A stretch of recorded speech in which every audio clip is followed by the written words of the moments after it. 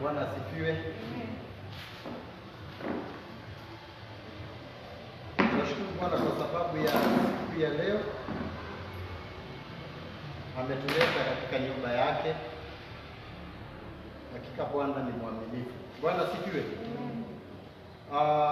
Pia nachukua hii fursa kushukuru kila mmoja wenu, wale ambao wananitazama ama wanafuatilia ibada wakiwa nyumbani, wale tuko hapa.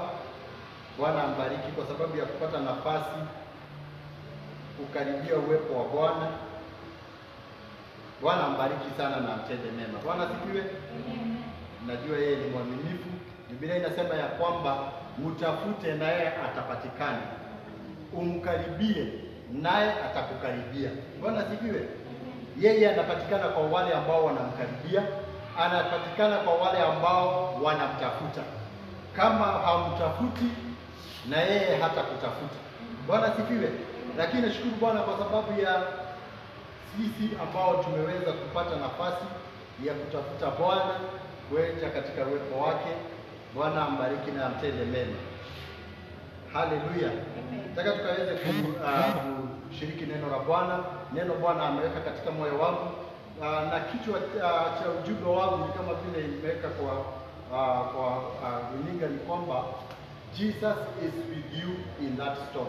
Bwana asifiwe. Yesu ako pamoja na wewe katika hayo mawimbi. Jesus is with you in that storm. Mark chapter 4 and verse 35. Here is our text today. Our scripture today, we are reading from the book of Mark chapter 4 and verse 35 up to 41. Mark chapter 4 verse 35 up to 41. I'm going to read. At the same day, when the even was come, he said unto them, Let us pass over unto the other side. And when they had sent away the multitude, they took him even as he was in the ship. And there were also with him other little ships.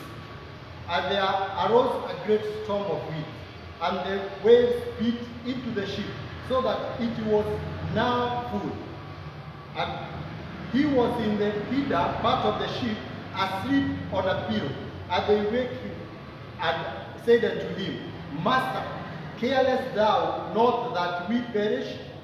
And he rose and rebuked the wind, and said unto the sea, Peace, be still. And the wind ceased, and there was a great calm. And he said unto them, Why are ye so fearful? How is it that you have no faith? And they feared exceedingly, and said one to another, What manner of man is this, that even the wind and the sea obey him? Baba, katika jina la Yesu tunakushukuru mchana wa leo. Asante kwa sababu ya neno lako Bwana, tunakuinua. Tunajua siku ya leo Bwana unaenda kubadilisha hali zetu. Neno lako linaenda kuongeresha hali zetu Baba wetu. Unaenda kuisha mioyo yetu, unaenda kuisha maisha yetu, unaenda kututia nguvu. Asante kwa sababu ya yule ambaye amevunjika moyo Bwana, siku ya leo namuinua. Asante Roho Mtakatifu, maana uko pamoja nasi. Tufunulie neno lako Bwana, ukawe nasi na ukajidhihirishe. Katika jina la Yesu tunaomba na kuamini. Amen. Amen. Amen. Bwana ambariki. Vile nimesema, ujumbe wangu Bwana ameweka moyoni mwangu ni Jesus is with you in that storm. Bwana asifiwe. Wacha nianze mpendwa na kusema kwamba hakuna kitu kizuri kama wakati Yesu wako pamoja na wewe. Bwana asifiwe. Wale watu ambao wanajua umuhimu wa kuwa pamoja na Yesu, hao watu ni washindi. Maisha yao ni maisha ya ushindi. Bwana asifiwe. Katika kitabu ya Hesabu, Biblia inasema kwamba Mungu akamwambia Musa waondoke waelekee nchi ya ahadi. Bwana asifiwe.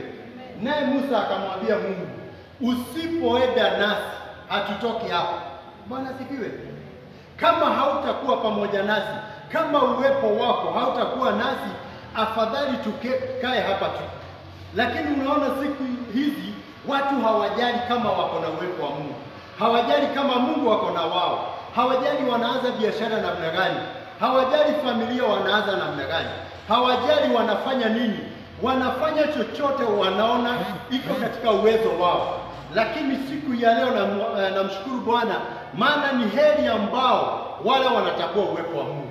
Heri wale wanajua ya kwamba ukiwa na Mungu unapata ushindi. Bwana asifiwe. Ukiwa na uwepo wa Mungu umehakikiwa ushindi, mpendwa. Mambo ambayo tunapitia, mambo hayo yanawezekana. Mambo yote yanawezekana, mpendwa, kama uko ndani ya Kristo. Biblia inasema kwa wale ambao wako ndani ya Kristo, amewaita kwa kusudi lake, wale wanaompenda Kristo. Biblia inasema mambo yote yanafanyika kwa wema. Haleluya. Mambo yote yanafanyika kwa wema. Kama wewe uko na Bwana, mpendwa, hata kile unapitia leo unakipitia kwa wema wako. Hilo jambo halijakuja kukumaliza, hilo jambo mpendwa halijakuja kukuangamiza, lakini limekuja diposa ufike hatima yako.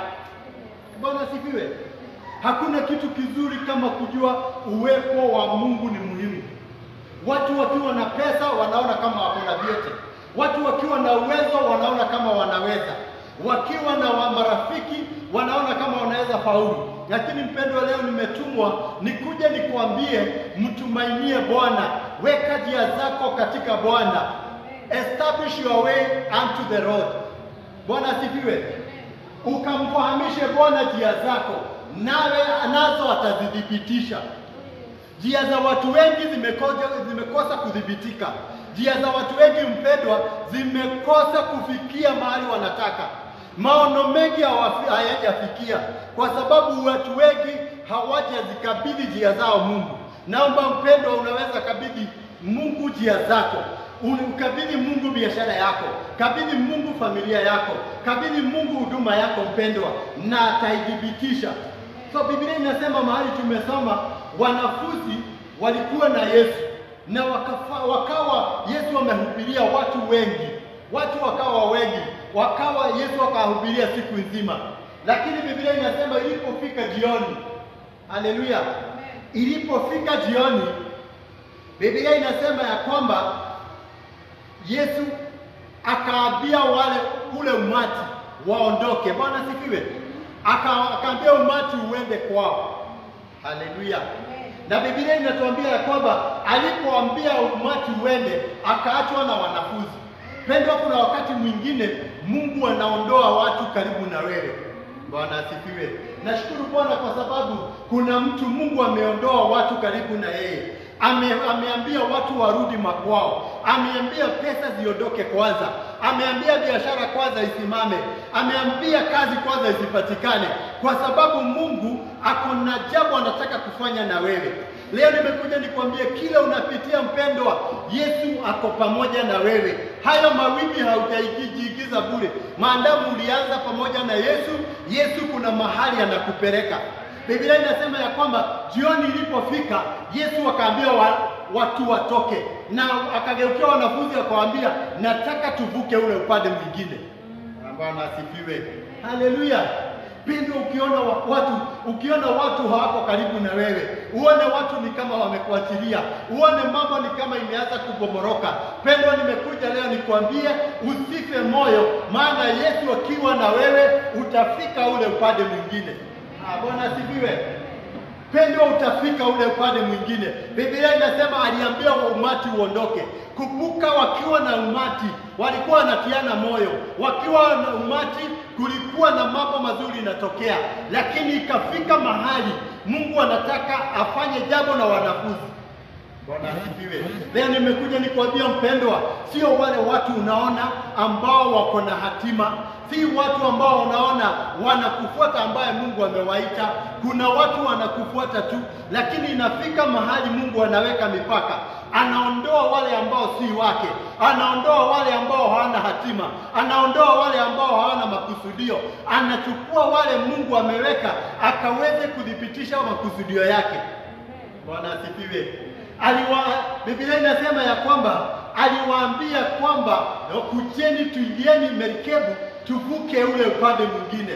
Mpendwa, nimekuja niambie mtu ambaye ameanza safari ya kuvuka ule upande mwingine, ya kwamba usife moyo mpendwa. Bora Yesu ako pamoja na wewe. Kama Yesu alianza na wewe, utafika ule upande mwingine. Haleluya. Bwana asifiwe. Biblia inasema ya kwamba akawaambia tuvuke ule upande mwingine. Wacha nikuambie mpendwa, nikupe historia. Wakati ule, kumbuka wale wanafunzi walikuwa ni akina Petero. Watu ambao walikuwa na ujuzi wa kuvua samaki. Walikuwa wanajua majira yale mazuri ya kuingia kwa bahari. Walikuwa wanajua ni wakati gani mawimbi yanatokea. Kumbuka ziwa Nazareti ilikuwa imezungukwa na milima, lakini katika upande wa mashariki kulikuwa na mwanya na upande wa magharibi. Bwana sifiwe. Kwa hivyo kulikuwa na uwezekano ama ile ziwa ilikuwa inapata mawimbi makali. Bwana sifiwe. Lakini Petero walikuwa najua wakati huu mawimbi inaanza, wakati fulani hakuna mawimbi. Lakini Yesu anawaambia igieni merikebu twende ule upande mwingine. Leo mpendwa, nimetumwa kwa mtu ambaye ameingia kwa bahari, ameingia ndani ya mawimbi wakati yeye anaona kama wakati si mzuri. Unaangalia, unatumia ujuzi wako, unasema wakati kuna ugonjwa wa corona, biashara hazifi vizuri. Unaangalia, unasikia wakati serikali inatangaza uchumi umeanguka.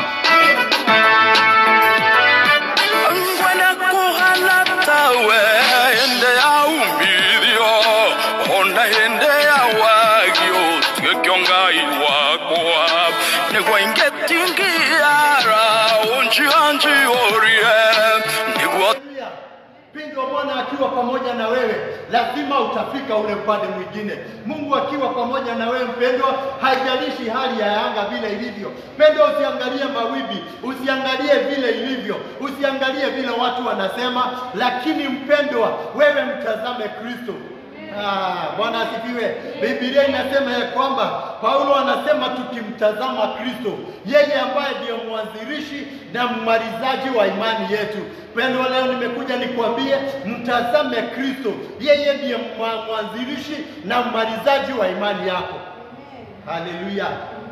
Biblia inasema ya kwamba Yesu alipoondoa watu, akahakikisha hakuna msaada unaweza patikana kwa watu wa dunia. Akahakikisha wale watu wa familia hawako pamoja na wewe tena. Akahakikisha ya kwamba watu kule kazini wamekuinukia. Akahakikisha kwamba uchumi umeporomoka. Hapo ndio aliwaambia wanafunzi, igieni merikebu twende ule upande mwingine.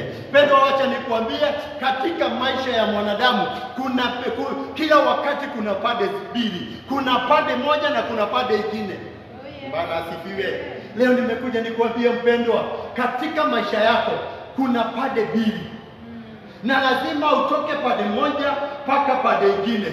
Kuna pande ya umaskini na kuna pande ya utajiri. Kuna pande ya dhambi na kuna pande ya haki. Kuna pande ambayo hauendelei na kuna pande Mungu anataka ufike uanze kuendelea. Nimekuja kukuambia majira yamefika mpendwa.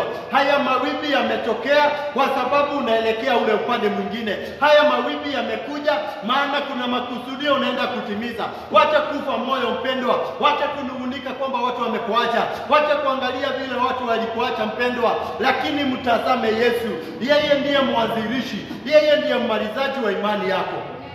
Bwana asifiwe. Biblia inasema ya kwamba wakaingia baharini wakati ambao ni jioni. Giza inaonekana inatanda, mawimbi yanaonekana imefika wakati wake. Bwana asifiwe. Haleluya. Lakini kile kitu kizuri ni kwamba Yesu alikuwa pamoja na wao. Ninakuja leo nikuambie mpendwa, maadamu uko na Yesu moyoni mwako, maadamu unatembea na Mungu mpendwa, usife moyo kwa sababu utafika hatima yako. Kama alisema unafanya biashara kimataifa, hata kama biashara inaanguka, leo nimekuja nikuelezee mpendwa, lazima utafika kimataifa. Lazima hiyo biashara itaingia kimataifa kwa sababu yule aliyesema, yule ambaye anaita mambo ambayo hayako kama yako, ako pamoja na wewe mpendwa. Bwana sifiwe. Usijali mpendwa, watu wanaweza kukuambia ya kwamba umerudi chini, ama wakuambie biashara yako haiwezi inuka, ama wakuambie kile unafanya hakifanyi siku hizi. Leo nimekuja nikuambia ya kwamba wewe msikize Mungu, maana yeye ndiye aliyekuita, na aliyekuita ako na makusudio mema, atakupeleka ule upande mwingine. Bwana asifiwe. Haleluya. Lazima kila wakati kuna pande mbili katika maisha ya mwanadamu. Haleluya. Bwana asifiwe. Nashukuru Bwana, maana yeye anasema hata tuache. He will never leave us nor forsake us. Hata kuacha na hata kuachilia. Haijalishi vile mambo itakuja mpendwa, hataweza kukuacha.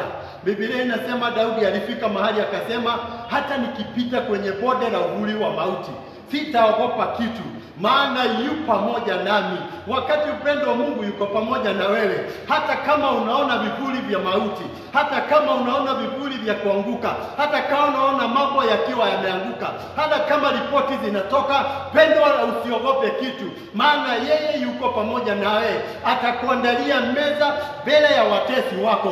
Kuna ule upande mwingine wa bonde, hautaishi kwa bonde milele mpendwa. Leo nimekuja nikuambia hii hali uliko si ya milele. Kuna mahali Mungu anakupeleka, kuna jambo Mungu ameandaa mbele yako, kuna meza imeandaliwa, kuna hali nzuri iko mbele yako mpendwa. Usife moyo, maana yu pamoja na wewe.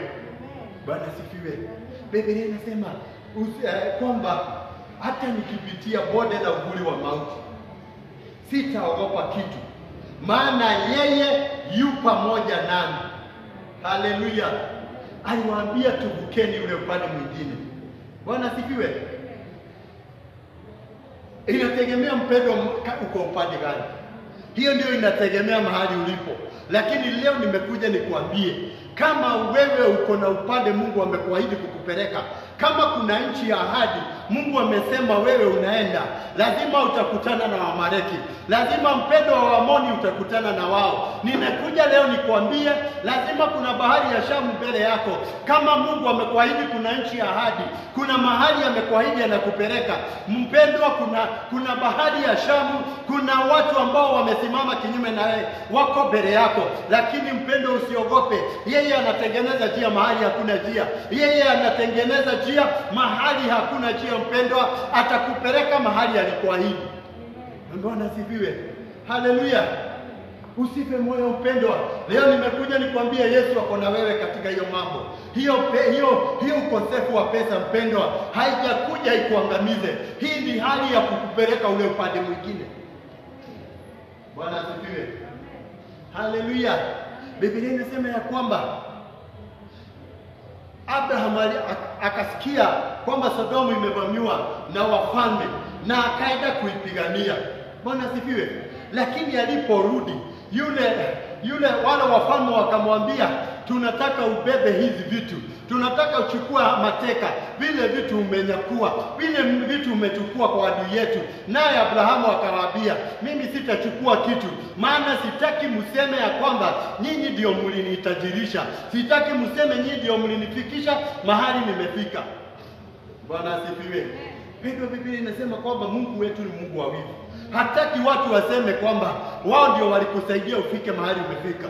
Hataki mpendo wale watu wa familia yenu waseme nikisipokuwa ni wao wewe haungefaulu.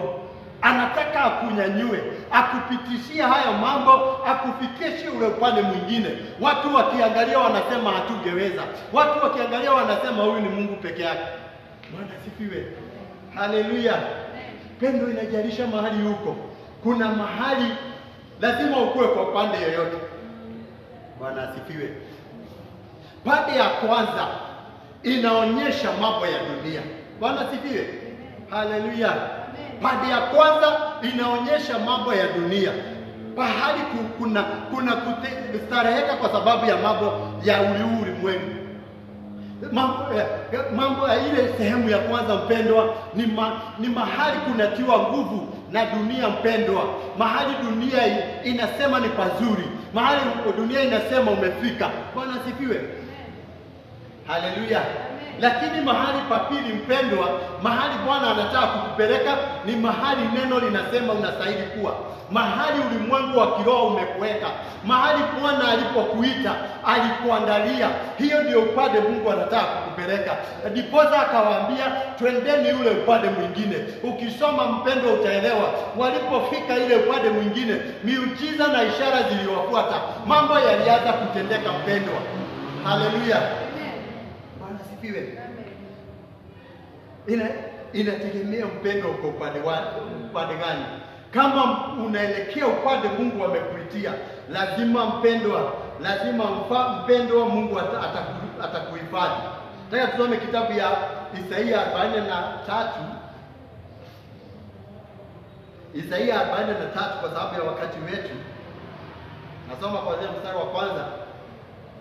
Inasema, but now thus says the Lord that created thee, O Jacob, and he that formed thee, O Israel. Fear not, for I have redeemed thee. I have called thee by thy name. Thou art mine. When thou passest through the waters, I will be with thee.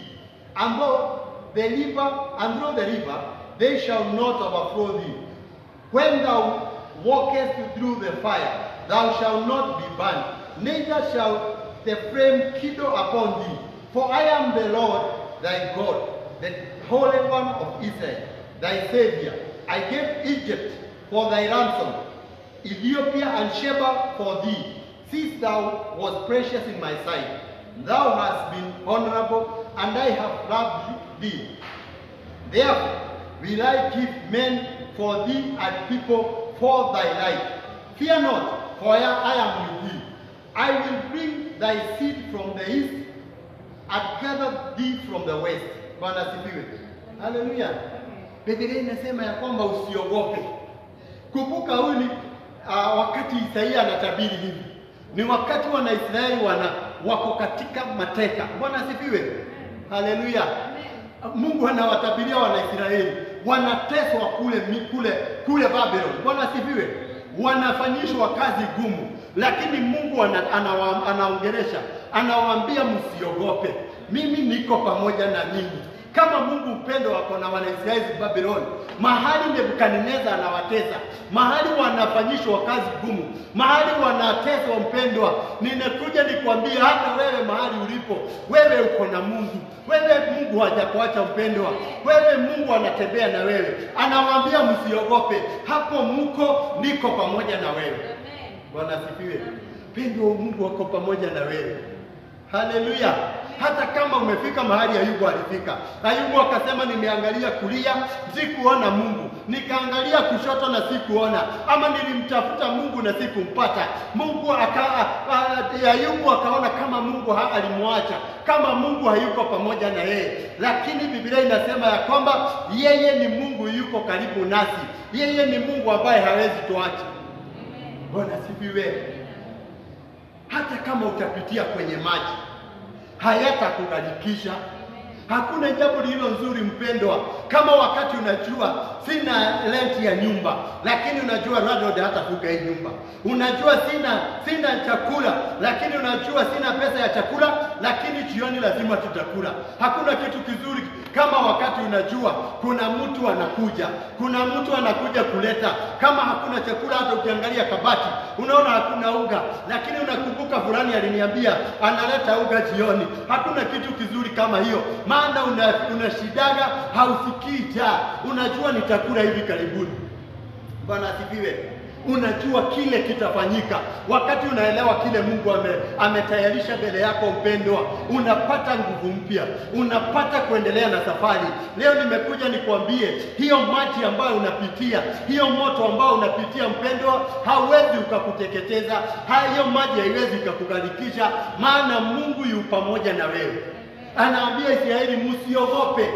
Na nasikia Roho akituambia mchana wa leo tusiogope. Hata kama dunia imeharibika, hata kama dunia yote msaada umepotea, hata kama wafalme wamesema, wamerusha mikono, wakasema usaidizi hawana, leo nimekuja nikwambia usiogope. Corona haiwezi kukuua mpendwa, magonjwa haiwezi kukumaliza, maana Mungu yu pamoja na wewe. Unapita katikati ya hii mambo na wewe unafaulu mpendwa. Ninatangaza kesho yako ni yenye tumaini. Nasema mpendwa, lazima utaona kesho yako. Lazima mpendwa utaona afya yako ikisimama. Lazima biashara yako itainuka tena, maana uko pamoja na wewe. Sikutabiri kwa sababu najua uko na pesa, sikutabiri kwa sababu najua uko na watu, na kutabiria kwa sababu ninajua yule ambaye ako na wewe mpendwa. Bwana asifiwe. Haleluya. Anasema fear not, for I am with thee. Leo nimetumwa nikuambie mpendwa, usiogope, Bwana ako na wewe. Hii safari mpendwa tunaenda hatuendi peke yetu. Mungu ako na sisi, anatuongoza katika hatima yetu. Biblia inasema kitabu ya Zaburi 107 ukianza mstari wa kwanza, Biblia inasema na wamtukuze Bwana na waseme yeye ni Mungu ambaye ni wa milele. Yeye ni Mungu ambaye habadiliki. Kwa wale ambao Mungu alikuwa na wao. Bwana asifiwe. Biblia inasema hao watu walijipata kwenye jangwa, mahali hakukuwa na njia, in a trackless desert, mahali hakukuwa hata na njia. Lakini Bwana wakamlilia Bwana, naye Bwana akakuja akawashika mkono wa kulia, akawaelekeza kwenye njia, akawaongoza mpaka kwenye mji ambao walikuwa wanaenda. Bwana asifiwe. Ninataka nikuambie, kunaonekana hakuna njia. Pendo, unaona kama uko kwa jangwa ambayo imejama, haina njia, hauoni utokee wapi. Watu wamesema umepotea, wanakuangalia wanasema hutaweza toka. Lakini leo nimekuja nikuambie, kunaye anakushika mkono, akuongoze kwenye njia ambayo imenyooka mpaka uingie mji ambao Mungu alikuita ukaingie. Bwana asifiwe. Haleluya. Lazima tufike hatima yetu. Bwana asifiwe. Lazima tufike hatima yetu. Haleluya. Isaia 45 Biblia inasema ya kwamba nitakushika mkono, nikuongoze, nivujavuje milango ya shaba, nivujavuje milango ya chuma, nikuelekeze, nikuingize kwenye hazina zilizo gizani na utajiri uliofichwa. Pendo, kama hauna Bwana, nimekuja nikwambie hautapata utajiri, maana shetani ameuficha. Kuna vitu mpendwa zimewekwa kwa giza. Kuna utajiri umewekwa gizani, kuna utajiri umewekwa mahali pasiri, kuna hazina zimefichwa na shetani. Lakini leo nimekuja nikwambie, kunaye Mungu anatukashika mkono, atavunja milango ya chuma, atuingize kwenye hazina zetu ambazo zimefichwa mahali pasiri. Bwana asifiwe. Haleluya. Hatusome andiko la mwisho tunapomalizia. Isaia 54. Isaia 54 tunasoma 15 up to 17. Isaia chapter 54. Biblia inasema mstari wa 15, behold, they shall surely gather. They shall surely gather together, but not by me. Whoever shall gather together against thee shall fall for thy sake. Behold, I have created the smith, the blower, the coals in the fire, and that bringeth forth an instrument for his work. And I have created the waster to destroy. 17. No weapon that is formed against thee shall prosper. At every time that shall rise against thee in judgment thou shalt condemn. This is the heritage of the servant of the Lord, and the righteous is of me, says the Lord. Bwana asifiwe. Haleluya. Pendo, unajua tukisoma hii andiko tunasoma tu mstari wa 17. Lakini nataka tuanze mstari wa 15. Biblia inasema behold, they shall surely gather together. Bwana asifiwe. Mungu Roho Mungu anatufunulia ya kwamba ni kweli amewaruhusu kukusanyika pamoja. Bwana asifiwe. Ameruhusu hata ugonjwa iwe duniani. Ameruhusu uchumi uanguke. Bwana asifiwe. Maana anasema, behold, they shall surely gather together, but not by me. Bwana asifiwe. Ameziruhusu zikusanyike, lakini kusi kusudi lake zikuangamize. Bwana asifiwe. Anasema, surely they shall gather together, but not by me. Zitakusanyika kweli, lakini hajazipatia uwezo wa kukuangamiza. Hazina mamlaka kutoka kwa Mungu kukugusa wewe mpendwa. Biblia inasema ni kweli zitakusanyika. Ni kweli mapepo itakusanyika. Ni kweli shetani atakupinga. Ni kweli magonjwa itakuweko. Ni kweli biashara zitaanguka. Lakini Biblia inasema si kwa shauri la Mungu zikuangamize mpendwa. Biblia inasema, whoever shall gather together against thee shall fall for thy sake. Na Bwana asifiwe. Hiyo yote ambaye atakusanyika, pendo, acha nikwambie, mapepo yanaweza kusanyika na iangamize watu wa dunia. Inaweza kusanyika, magonjwa, corona inaweza kuja na iangamize watu, lakini Bwana hajaipatia uwezo wa kukugusa wewe. Zikifika kwako zinaanguka zenyewe. Ikianguka kwako inakosa nguvu yenyewe. Mipango yote ya giza ikianguka kwako inashindwa yenyewe. Mitego ikiwekwa mpendwa, Biblia inasema inaanguka yenyewe. Maana Mungu ameziachilia zikaweze kukusanyika, lakini hajazipatia fursa ya kukuangamiza. Bwana asifiwe. Haleluya. Biblia inasema ya kwamba, behold, I have created the smith that bloweth the coal in the fire, and that bringeth forth an instrument for his work, and I have created the waster to destroy. Bwana asifiwe. Bwana asifiwe. Biblia, Mungu anasema, tazama mimi nimeumba yule mtu anatengeneza silaha, yule mtu ambaye anaunda silaha. Mimi nimeumba huyo mtu ambaye anaangamiza. Bwana asifiwe. Mpendwa, Mungu amewaumba. Kama ni Mungu amewaumba, ninajua kitu moja mpendwa, ako na uwezo wa kuwaelekeza.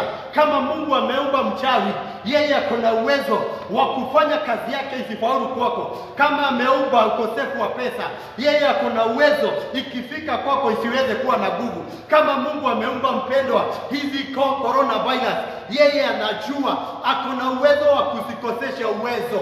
Mahali zimewekwa mpendwa na shetani, Mungu anakuondoa kwa hiyo njia.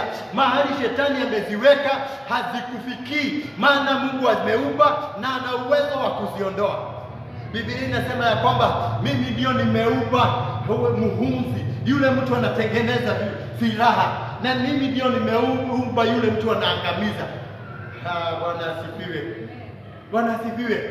Leo nimekuja kwako mpendwa nikwambie, pendwa, usiogope. Hiyo virus ni Mungu ameziumba. Hiyo ukosefu wa pesa Mungu anajua uko. Hiyo kuanguka kwa uchumi Mungu alijua itakuwa. Hakuna kitu kilikuja bila Mungu kujua. Na kwa sababu Mungu alijua mwaka wa 2020 kutakuwa na kuanguka kwa uchumi dunia mzima, alijua vile atafanya kwa sababu ya watu wake. Alijua ni njia gani watu wake watatokea. Maana Biblia inasema jaribio haliwezi kuja linakuweza, ila tu likikuja utapata njia ya kutokea. Mungu anatayarisha njia ya kutokea kabla hajakuingiza kwa jaribu. Anajua kama halitawezekana atatokea kwa hii njia. Nimekuja nitabirie kanisa, kuna njia ya kutokea mpendwa. Hii ni mwaka wa kanisa mpendwa, hii ni mwaka wetu. Maana mambo wakati yameharibika, Mungu anatengeneza njia ya kutokea. Bwana asifiwe. Biblia inasema ya kwamba no weapon formed that is formed against thee shall prosper, and every tongue that lays in judgment against thee in judgment thou shalt condemn. Hakuna silaha ambaye imeundwa na yule mtu wa Mungu ameupa. Mungu akaumba muhuzi atengeneze silaha za kuangamiza, lakini anarudi anasema hizo silaha zikiundwa ziangamize wewe hazitafaulu. Mungu amezikosesha uwezo mpendwa. Amesema zikifika kwa huyu zisiwe na nguvu. Nimepatia ule mtu atengeneze Bunduki ikipigwa inaua mtu, lakini bunduki ikipigiwa huyu, hiyo bunduki haitakuwa na uwezo, nguvu yake itakuwa imeisha, kwa sababu huyu ni mtu wangu. Bwana asifiwe. Haleluya. Petro, ninakwambia lazima tutafika ule upande mwingine. Leo nimekuja nikwambie, we are going to the other side. We are going to the other side, mpendwa. Maana Bwana ametengeneza nguvu ambayo itatuzuia kuangamia katika hii bahari. Hii mawimbi haiwezi tuangamiza. Biblia inasema ya kwamba mawimbi haikuangamiza wanafunzi. Mungu wakati mawimbi iliinuka, naye Yesu akayatuliza. Nimekuja leo na ujumbe nikwambie, maana Yesu ako pamoja na wewe. Atatuliza hii mawimbi. Atatuliza hii mawimbi, mpendwa. Hii mawimbi ya afya itatulia. Hii mawimbi ya kifedha itatulia. Hii mawimbi ya magonjwa lazima itatulia. Leo ninakuja nitabirie mtu ya kwamba, mpendwa, lazima mambo yatakuwa na utulivu. Haleluya. Biblia inasema ya kwamba this is the heritage of the servant of the Lord. Bwana asifiwe. Na hii ndio urithi wa watumishi wa Mungu. Nataka mpendwa ukaweze kujua huu ndio urithi wako. Urithi wako ni kwamba wewe hawezi angamizwa. Silaha yote inaumbwa haiwezi kuangamiza. Kile unarithi kutoka kwa Mungu. Biblia inasema huu ndio urithi wa Mungu kwa watu wake. Urithi ni kwamba sisi tunafaulu. Sisi tutaendelea. Kile kitawekwa juu mbele yetu hakina nguvu. Silaha ambayo imeundwa haitafaulu. Sisi tutalaani urithi umeinuka kwa hukumu. Bwana asifiwe. Haleluya. Pendwa, Mungu amekuridhisha ushindi. Mungu amekuridhisha ushindi. Kwa hivyo mambo unayopitia, bahari unayoipita, ujue kuna ushindi. Ushindi ndio sehemu yako. Ujue wewe hauna nafasi nyingine.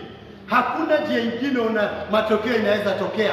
Jua urithi wangu umewekwa, na urithi wangu ni ushindi. Ukiona silaha unajua hii haitafaulu. Ukiona mwangamizi unajua huyu hana nguvu. Ukiona uchawi umewekwa, jua hautafaulu. Ukiona watu wamekuinukia, jua hawatafaulu. Ukiona biashara inaanguka, jua lazima itainuka yako, kwa sababu urithi wetu ni ushindi. Urithi wetu ni kufanikiwa. Leo ninataka nitabirie mtu ya kwamba umeridhishwa na Bwana. Urithi wako ni kufaulu. Urithi wako, mpendwa, ni biashara kuinuka. Ninakuambia mpendwa, wacha kukubaliana na shetani ya kwamba wewe hauwezi faulu, ya kwamba wewe hauwezi endelea. Urithi wako ni kufaulu. Biblia inasema kitabu ya Zaburi Psalm 16. Bwana asifiwe. Inasema you have put our boundary in pleasant places. Bwana asifiwe. Ya kwamba mipaka yetu imewekwa pahali pazuri. Leo nataka nimalizie nikwambie mipaka yako imewekwa pahali pazuri. Urithi wako, mpendwa, umelindwa. Yaani mahali umegawiwa na Mungu ni mahali ambao ni pa ushindi. Inasema you have given us a good lot. Our boundaries have fallen in pleasant places. Bwana asifiwe. Haleluya. Wacha tusome hii andiko tunapomalizia. Psalm chapter 16. Psalm chapter 16, verse 6, asante. Verse 7, verse 5. Inasema verse 5. The Lord is my portion of my inheritance and of my cup. Thou maintains my lot. Bwana ndio sehemu yangu ya urithi wangu. Sehemu ya urithi wetu, mpendwa, si eti ni mali ambayo tumeachiwa. Sehemu ya urithi wetu ni Bwana, na Bwana ameturidhia ushindi. Anasema silaha zitaundwa na hazitafaulu. Hiyo ndio urithi ameturidhia.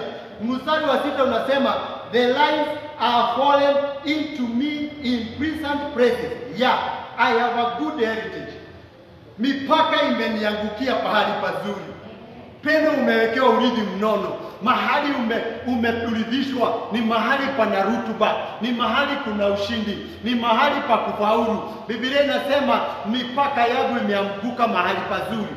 Bwana asifiwe. Hallelujah. I will bless the Lord who has given me counsel. My lanes also instruct me in the night season. Bwana asifiwe.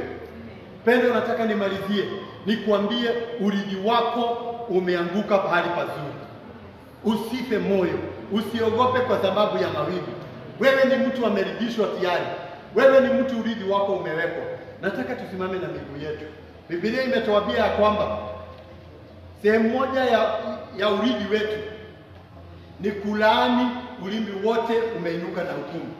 Ninataka nikupatie dakika moja, na kile utafanya ni kulaani ama kukosoa ulimi wote umeinuka kwa hukumu. Chochote kimesema hautafaulu, chochote kimesema wewe umelaaniwa, chochote kimesema wewe hautaendelea, chukua dakika moja ukosoe na ulaani haya mambo. Nena kile Mungu amesema. Asema ya kwamba wewe ni zaidi ya mshindi. Mwamwambia ulimi kwamba wewe utafaulu. Biblia inasema wewe ni zaidi ya mshindi, wewe utaendelea. Abia ulimi umeinuka kwa hukumu. Wale wamesema kwamba wewe hauwezi faulu, viambie kwamba mipaka yako imeanguka mahali pazuri. Urithi wako ni urithi mzuri. Bwana amekuridhisha. Wale wanasema hauna kitu, wale wanasema umeporomoka, waambie wakuangalie kwa muda, maana mwenye haki anaanguka mara 7 na anainuka. Waambie ya kwamba Bwana yuko pamoja nasi. Asante Baba wetu, tunakuinua Bwana mchana wa leo, maana umeweka urithi wetu mahali ambapo ni pazuri. Umeturidhisha Bwana, wewe ndiyo sehemu yetu. Umesema urithi wetu ni ushindi, maana hata kama umeumba muuzi, hata kama kuna yule anatengeneza silaha ya vita, hata kama mwangamizi yuko, Bwana silaha zake hazina uwezo kwetu, yeye hata tuangamiza. Leo tuakili neno lako, tuasema ukiwa nasi sisi ni zaidi ya washindi, tutafanya mambo makuu. Bwana wewe, maana unatutia nguvu, sisi tutaendelea, sisi tutafanikiwa. Tutangaza tuko na afya nzuri, maana kupitia mijeredi uliochapwa sisi tumepona. Ulisema huu ni mwaka wa uponyaji. Tutangaza afya ya Baba wetu, tutangaza uponyaji. Asante Bwana wa rehema, tunakuinua Baba wetu, tunakutukuza. Nataka tukachukue hii fursa kuweka imani zetu, tukaweze kuamini pamoja ati ya kwamba urithi wetu umewekwa mahali pazuri.